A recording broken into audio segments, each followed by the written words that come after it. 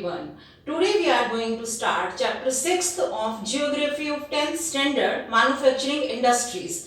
और इससे previous chapter 5th जो है आपका मिनरल एंड एनर्जी रिसोर्सेज वो अभी सीबीएसई ने 2020-21 की सिलेबस से कट कर दिया है. तो अभी 4th चैप्टर के बाद अब हम सीधा चैप्टर 6th करने वाले हैं. और मैन्युफैक्चरिंग इंडस्ट्रीज चैप्टर में हम importance of industries, classification of industries, different जो इंडस्ट्रीज हैं लाइक एग्रो बेस्ड इंडस्ट्रीज या मिनरल बेस्ड इंडस्ट्रीज, इसके अलावा इंडस्ट्रियल पॉल्यूशन और एनवायरमेंटल डिग्रेडेशन और इंडस्ट्रियल पॉल्यूशन को कैसे हम कम कर सकते हैं. तो ये सारे टॉपिक्स जो हम इस चैप्टर में डिस्कस करेंगे. तो फर्स्टली कि मैन्युफैक्चरिंग क्या है. मैन्युफैक्चरिंग यानी कि रॉ मटेरियल से फिनिश्ड गुड्स को मैन्युफैक्चर करना, उसको कन्वर्ट करना. ठीक है, डेली हम बहुत सारे जो हैं ऐसे मैन्युफैक्चरिंग गुड्स यूज करते हैं like shop, detergent, garments, utensils, ornaments, मतलब इतनी सारी चीजें जो हैं जो रॉ मटेरियल से वो फिनिश्ड आइटम्स में कन्वर्ट की गई हैं. और मैन्युफैक्चरिंग के बहुत सारे प्रोसेस होते हैं. Manufacturing production of goods in large quantities after processing from raw material to more valuable products is called manufacturing. For example, paper from wood pulp, sugar from sugarcane, aluminium from bauxite की बहुत सारी चीजें हैं जो raw material से फिर finished goods में convert की जाती हैं. यानी एक मैन्युफैक्चरिंग प्रोसेस होता है जो मतलब मशीनों के द्वारा वो सारा काम किया जाता है. एक फैक्ट्री में मतलब जहाँ पे बहुत सारे मतलब लोग काम करते हैं उस फैक्ट्री में, और इलेक्ट्रिसिटी और साथ में रॉ मटेरियल को यूज करके वो बहुत सारे फिनिश्ड आइटम्स तैयार करते हैं. इम्पोर्टेंस क्या है, मैन्युफैक्चरिंग इंडस्ट्रीज की क्या इम्पोर्टेंस है, ये बहुत इंपॉर्टेंट टॉपिक है. एग्जाम में मोस्टली इसके ऊपर पूछ लेते हैं. The economic strength of a country is measured by the development of manufacturing industries. किसी भी कंट्री की इकोनॉमी स्ट्रेंथ कितनी है, ठीक है, उसका मेजरमेंट जो है वहाँ की इंडस्ट्रियलाइजेशन से किया जाता है. इंडस्ट्रियलाइजेशन जो है ये हमारा सेकेंडरी सेक्टर है. और इंडिपेंडेंस के बाद स्टार्टिंग में गवर्नमेंट ने बिल्कुल प्राइमरी सेक्टर यानी एग्रीकल्चर के ऊपर फोकस किया, उसके डेवलपमेंट पर ध्यान दिया. बट उसके थोड़े ही सालों के बाद जो है गवर्नमेंट ने इंडस्ट्रियलाइजेशन के ऊपर बहुत ज़्यादा इन्वेस्टमेंट किया. और जो 5 ईयर प्लान्स थे उसमें इंडस्ट्रीज मतलब ईयर बाय ईयर जो है बहुत सारी नई नई इंडस्ट्रीज इंडिया में सेटअप होती रही. तो फर्स्ट है मॉडर्नाइजिंग एग्रीकल्चर की. जो मैन्युफैक्चरिंग इंडस्ट्रीज की बहुत बड़ी इंपॉर्टेंस है कि इसने एग्रीकल्चर को क्या कर दिया, एकदम मॉडर्न कर दिया है. मतलब इंडस्ट्रियलाइजेशन से पहले एग्रीकल्चर क्या था, बिल्कुल ट्रेडिशनल वे से फार्मिंग होती थी, ठीक है. बट इंडस्ट्रीज के आने के बाद इंडस्ट्रीज ने एग्रीकल्चर को बहुत नए नए इक्विपमेंट्स प्रोवाइड किए हैं लाइक मतलब बहुत अच्छी क्वालिटी के सीड्स, फर्टिलाइजर्स, पीवीसी पंप्स, इसके अलावा जो है केमिकल्स, पेस्टिसाइड्स. तो ये सारी चीजें जो है वो मतलब ट्रैक्टर्स, थ्रेशर मशीन्स, कंबाइंस, तो ये सारी मशीन्स जो हैं, जो ऑटोमोबाइल्स हैं, जो फार्मिंग को बहुत मॉडर्न कर रहे हैं और बहुत ही शॉर्ट पीरियड में बहुत ही कम लेबर के साथ बहुत लार्ज प्रोडक्शन कर रहे हैं. तो ये सारी मशीनें हैं जो इंडस्ट्रियलाइजेशन जो है वो एग्रीकल्चर को दे रहे हैं और एग्रीकल्चर को उसने बहुत मॉडर्न किया है. सेकेंड है reduce heavy dependence of people on agriculture. ठीक है, प्राइमरी सेक्टर में बहुत सारे लोग जो है काम कर रहे हैं और मेनली प्रॉब्लम क्या देखने को आती है कि प्राइमरी सेक्टर में एग्रीकल्चर में डिस्गाइज्ड अनएम्प्लॉयमेंट की सिचुएशन होती है, जिसे हम अंडर एम्प्लॉयमेंट भी कहते हैं. कि मतलब एक फार्म में जहां मतलब 5 to 6 मेंबर की नीड होती है बट वहां पे 8, 10, 12 मेंबर्स भी काम कर रहे होते हैं. तो मतलब ओवर डिपेंडेंस है प्राइमरी सेक्टर के ऊपर कि बहुत सारे लोग जो हैं प्राइमरी एक्टिविटीज में एंगेज्ड हैं. अब क्या है कि इंडस्ट्रियलाइजेशन के बाद बहुत सारे प्राइमरी सेक्टर के लोग जो सरप्लस थे, ठीक है, वो वहाँ फैक्ट्रीज की तरफ मूव करके उनको फैक्ट्रीज में काम मिलना स्टार्ट हो गया. तो मैन्युफैक्चरिंग इंडस्ट्रीज ने क्या किया, जो मतलब ओवर डिपेंडेंस थी प्राइमरी सेक्टर के ऊपर उसको कम कर दिया है. थर्ड है यहाँ पर eradication of unemployment and poverty. कि ये हमारी कंट्री की इंडिपेंडेंस के बाद 2 मेजर चैलेंजेस थे, अनएम्प्लॉयमेंट और पॉवर्टी. कि गरीबी और बेरोजगारी की समस्या आज भी कुछ हद तक बनी हुई है बट काफी हमने इसके ऊपर कंट्रोल कर लिया है. तो इस प्रॉब्लम को भी इरेडिकेट किया यानी इसको भी सॉल्व किया इस प्रॉब्लम को मैन्युफैक्चरिंग इंडस्ट्रीज ने. ट्रेड एंड कॉमर्स की बहुत ज़्यादा जो है, जब हम फिनिश्ड गुड्स इंडस्ट्रियलाइजेशन से तैयार कर लेते हैं कि हमारे पास बहुत सारे आइटम्स जब रेडी हैं तो क्या करते हैं, हम उसको जो है एक्सपोर्ट करना स्टार्ट कर देते हैं और दूसरी कंट्री से इंपोर्ट जो है हम थोड़ा कम कर रहे हैं। तो इससे क्या होता है कि कंट्री भी सेल्फ सफिशिएंट है, मतलब जो कंट्री के जो भी सिटीजन्स हैं उनकी भी सारी नीड्स कंप्लीट हो रही हैं और सरप्लस आइटम्स को हम दूसरी कंट्रीज में भी सेल कर रहे हैं। तो इससे हमारी कंट्री का क्या हुआ है, ट्रेड बहुत बूस्ट अप हुआ है और कॉमर्स जो है काफी एक्सीलरेट हुआ है।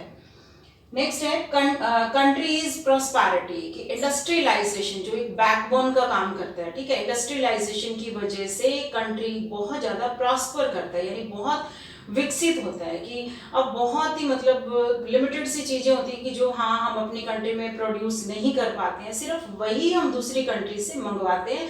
Otherwise each and everything is produced in our country through industrialization. Okay, next topic है agriculture and industry are not exclusive of each other, they move hand in hand.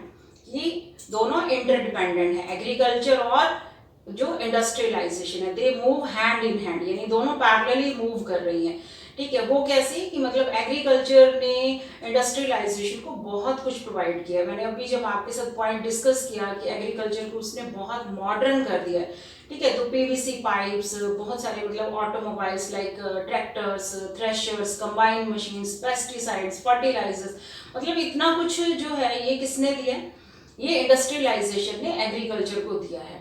और एग्रीकल्चर इंडस्ट्रियलाइजेशन को क्या दे रहा है कि agriculture industrialisation को raw material दे रहा है, ठीक है। जो बेसिक नीड है इंडस्ट्रियलाइजेशन की, रॉ मटेरियल के बिना तो मतलब जो भी एग्रो बेस्ड इंडस्ट्रीज हैं वो अपने आप में कुछ भी नहीं है, कुछ भी प्रोडक्शन वो कर ही नहीं सकती अगर एग्रीकल्चर से उनके पास रॉ मटेरियल नहीं आता। फॉर एग्जाम्पल शुगर केन मिल है, मतलब जब तक वहाँ पे जो है शुगर केन नहीं पहुंचेगा तो वो शुगर कैसे बनाएंगे। ऐसे टेक्सटाइल मिल है तो वहाँ पे कॉटन से यान यानी धागा और धागे से फिर कपड़ा बनाएंगे। तो अगर ये रॉ मटेरियल ही नहीं होगा तो वो इंडस्ट्रीज जो है इनका प्रोडक्शन कैसे करेंगी। तो दोनों जो है एग्रीकल्चर और इंडस्ट्रीज दोनों जो है एक दूसरे के ऊपर इंटरडिपेंडेंट है और दोनों एक दूसरे को बहुत मतलब मोटिवेट कर रही हैं, आगे बढ़ा रही हैं, बूस्ट कर रही हैं। Contribution of industry to national economy, ठीक है। इंडस्ट्रियलाइजेशन का हमारी इस मतलब जो राष्ट्रीय आय है, जो अर्थव्यवस्था है, उसमें कितना कंट्रीब्यूशन है, क्योंकि प्राइमरी सेक्टर का और सेकेंडरी और टर्शरी सेक्टर तीनों का कंट्रीब्यूशन मैटर करता है, तीनों का ही कंट्रीब्यूशन हमारी अर्थव्यवस्था को इम्प्रूव करता है। तो यहाँ पर जो जीडीपी में इंडस्ट्रियलाइजेशन का कंट्रीब्यूशन है वो है over the last 2 decades the share of manufacturing sector has strengthened at stagnated at 17% of GDP last 2 decades, यानी पिछले 20 सालों से तो GDP में जो मतलब मैन्युफैक्चरिंग सेक्टर का शेयर है वो मतलब स्टेगनेंट या मतलब कि ठहरा हुआ है, बहुत आगे नहीं बढ़ा है, सिर्फ उतना ही रेशो है कि 17% ही कंट्रीब्यूट कर रहा है, उसमें से भी आउट ऑफ 27%, जिसमें से 17% इंडस्ट्रियलाइजेशन कर रहा है जीडीपी में कंट्रीब्यूशन और 10% जो है यहाँ पर माइनिंग, क्वायरिंग, गैस, इलेक्ट्रिसिटी, ये जो इंडस्ट्रीज हैं ये जीडीपी में कंट्रीब्यूशन कर रही हैं। बट जो भी ईस्ट एशियन इकोनॉमी है उनसे ये बहुत कम है। ईस्ट एशियन इकोनॉमीज कम से कम 25 to 30% वहाँ का जीडीपी में शेयर है।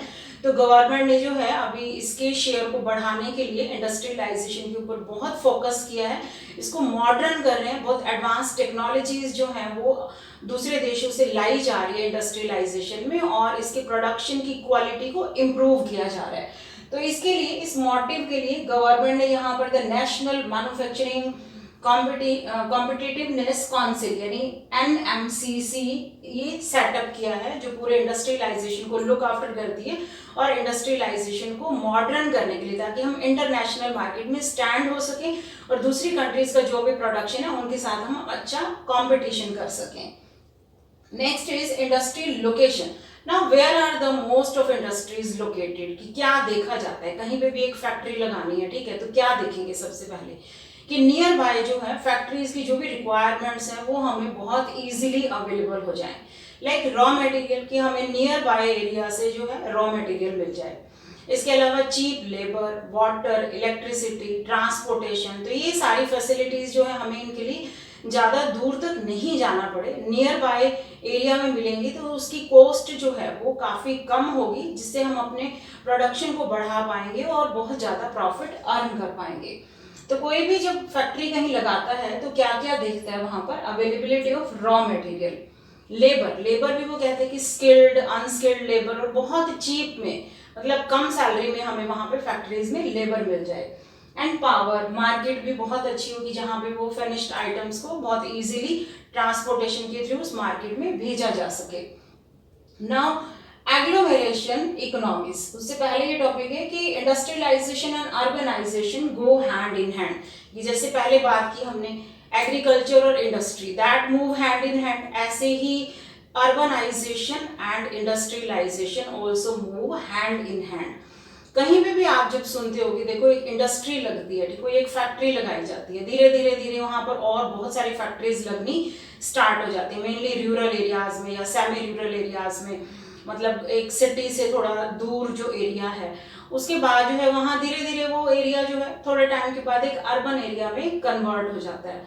तो मतलब इंडस्ट्रियलाइजेशन और अर्बनाइजेशन दोनों एक दूसरे को जो है आगे मूव कर रहे हैं, दोनों एक हैंड इन हैंड मूव करते हैं। एग्लोमेरेशन इकोनॉमीज, ये 1 मार्क का बहुत इंपॉर्टेंट यहाँ पर टॉपिक है कि एग्लोमेरेशन इकोनॉमीज क्या होता है।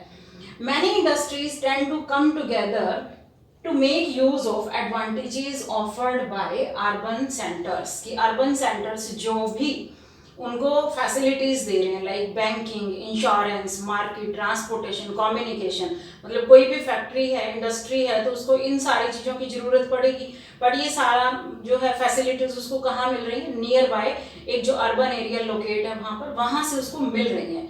तो ये धीरे धीरे करके जो है वहाँ पर बहुत सारी फैक्ट्रीज लगनी स्टार्ट हो जाती हैं, क्योंकि उनको लगता है कि नियर बाय जो अर्बन एरिया है वहाँ से हमें ये सारी फैसिलिटीज मिल जाएंगी।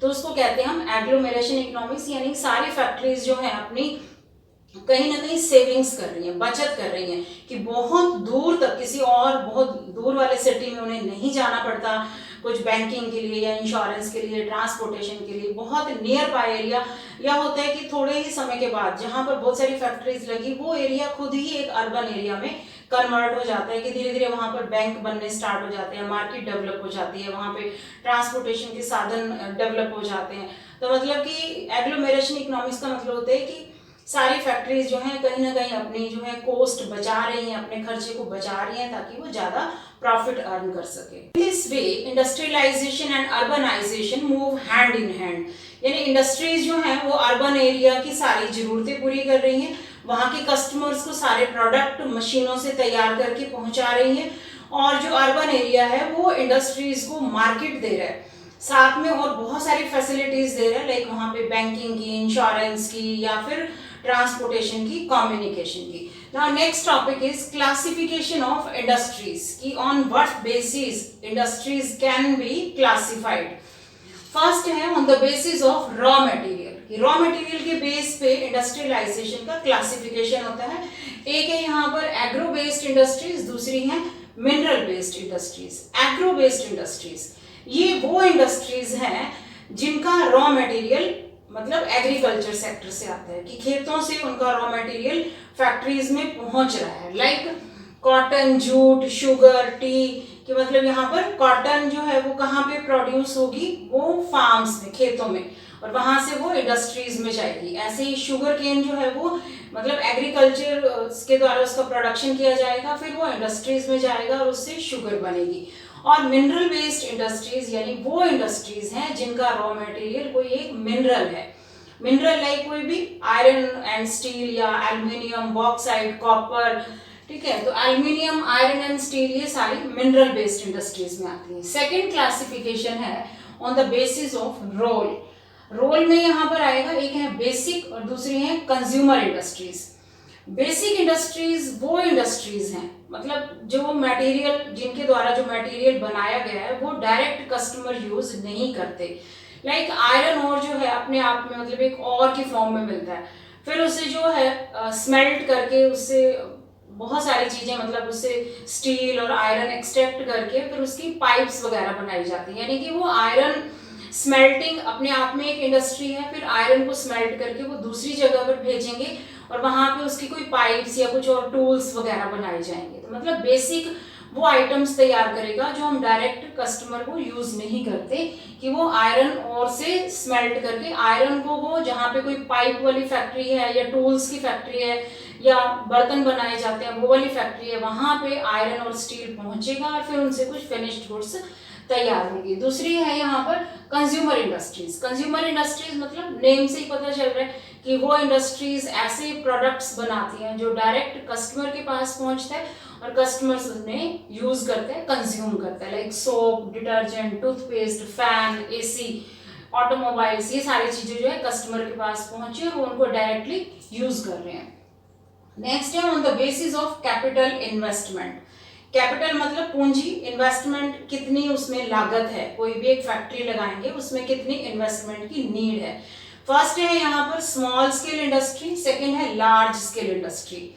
तो ये पीरियोडिकली जो है इनकी इन्वेस्टमेंट जो है चेंज होती रहती है। स्मॉल स्केल तो वो इंडस्ट्रीज होंगी जो बहुत ही मतलब कम लागत में 1 करोड़ से भी कम कीमत पे वो एक फैक्ट्री स्टार्ट की जा सकती है और बहुत ज़्यादा मतलब लेबर की बहुत ज़्यादा नीड नहीं होती, बहुत ज़्यादा मशीन्स बहुत एडवांस नहीं होती हैं, आउटपुट भी बहुत ज़्यादा उस एरिया में उस फैक्ट्री में नहीं होता। बट लार्ज स्केल इंडस्ट्री मतलब नेम से ही पता चल रहा है कि लार्ज इन्वेस्टमेंट भी बहुत हाई होगी, वहाँ पर इनपुट बहुत हाई होगा, आउटपुट भी बहुत लार्ज होगी उससे, और बहुत बड़ी बड़ी लार्ज मशीन्स होगी, लार्ज एरिया होगा और लेबर की भी रिक्वायरमेंट वहाँ पे बहुत ज़्यादा होगी। नेक्स्ट है on the basis of ownership, यानी ऑनर कौन है, उसका मालिक कौन है उस फैक्ट्री का। फर्स्ट है पब्लिक सेक्टर। पब्लिक सेक्टर में कौन आता है कि ऐसी इंडस्ट्रीज जो गवर्नमेंट ऑन्ड है, गवर्नमेंट के अंडर में है, like Bharat heavy electrical limited भेल या फिर steel authority of India SAIL. Next private sector. Private sector में मतलब या तो इंडिविजुअल कोई एक पर्टिकुलर पर्सन अकेला या ग्रुप ऑफ पीपल जो है वो मिलके कोई फैक्ट्री लगाते हैं तो वो आता है प्राइवेट सेक्टर में, like TISCO, Tata iron and steel company, Bajaj auto limited या डाबर। ये इंडस्ट्रीज जो है ये प्राइवेट इंडस्ट्रीज हैं। Joint sector, jointly run by state and individual. State यहाँ पे किसके लिए यूज है, गवर्नमेंट के लिए, कि गवर्नमेंट और इंडिविजुअल्स मिलके जब कोई फैक्ट्री लगाते हैं तो वो जॉइंट सेक्टर के अंडर में आती है, like oil India limited. Next cooperative sector. Cooperative sector में बहुत सारे लोगों का मतलब कॉपरेशन होता है, इसमें जो रॉ मटेरियल प्रोड्यूस कर रहे हैं उनका और जिन्होंने फैक्ट्री लगाई हुई है उनका और वर्कर्स का, मतलब बहुत सारे लोग मिलके काम करते हैं और जो प्रॉफिट होता है वो भी वो लोग शेयर करते हैं। लाइक यहाँ पर आता है कि owned and operated by producers और सप्लायर्स ऑफ रॉ मटेरियल, जैसे कि अमूल, मदर डेयरी, ऐसे महाराष्ट्र में बहुत सारी शुगर मिल्स हैं। तो बहुत सारी ऐसी फैक्ट्रीज हैं जो कोऑपरेटिव सेक्टर के अंडर में आती हैं, कि बहुत सारे लोग मिलके कहाँ पर काम करते हैं और जो भी प्रॉफिट होता है वो भी फिर उनमें शेयर कर दिया जाता है।